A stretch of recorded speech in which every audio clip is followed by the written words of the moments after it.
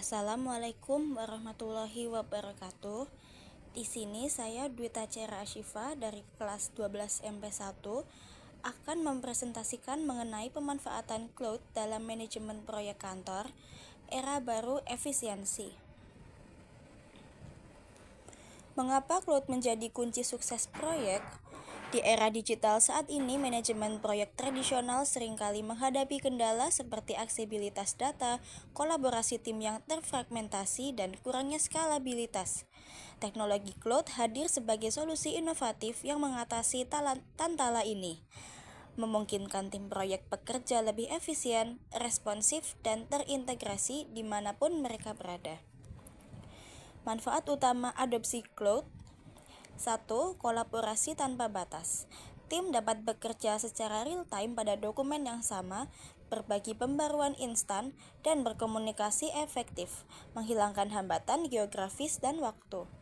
Yang kedua, ada fleksibilitas akses ke data proyek dari perangkat manapun, kapanpun, memungkinkan kerja jarak jauh dan respons cepat terhadap perubahan, meningkatkan produktivitas tim secara signifikan.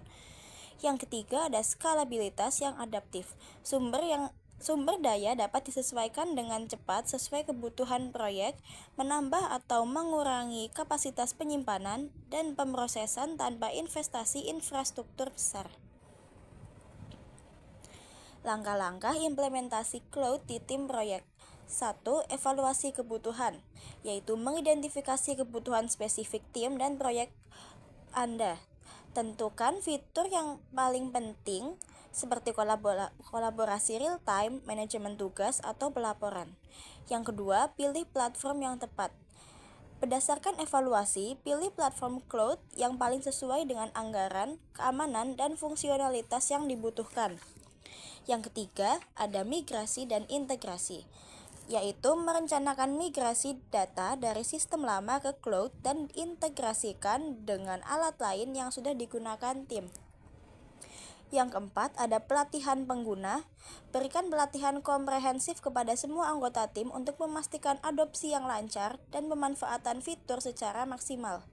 Dan yang kelima, ada monitoring dan optimasi, yaitu pantau kinerja, kumpulkan umpan balik, dan lakukan penyesuaian untuk mengoptimalkan penggunaan cloud seiring waktu. Tantangan dan solusi dalam transisi ke cloud. Tantangan umum: 1. Keamanan data.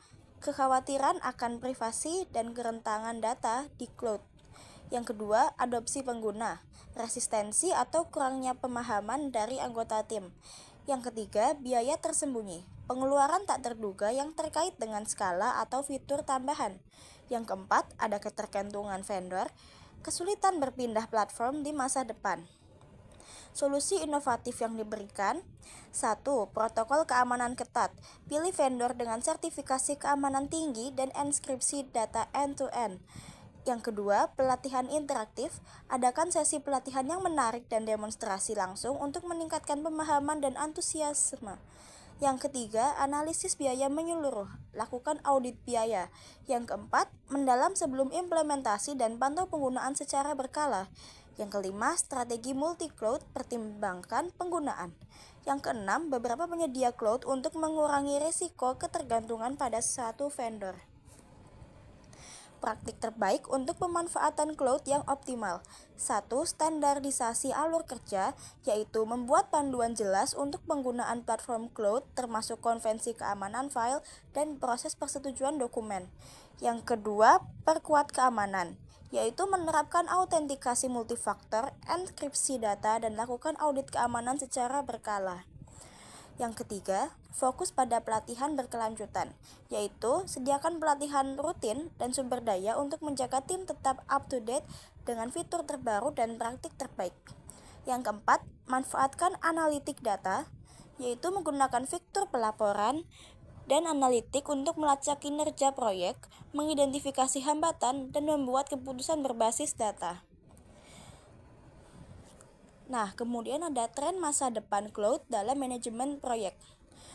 Masa depan manajemen proyek semakin terintegrasi dengan teknologi cloud. Kita dapat mengharapkan adopsi lebih lanjut dari kecerdasan buatan untuk otomatisasi tugas, analitik prediktif untuk pengambilan keputusan yang lebih baik, dan peningkatan keamanan siber. Selain itu, komputasi tanpa server dan hyperautomasi akan menyederhanakan operasi dan mengurangi kebutuhan infrastruktur.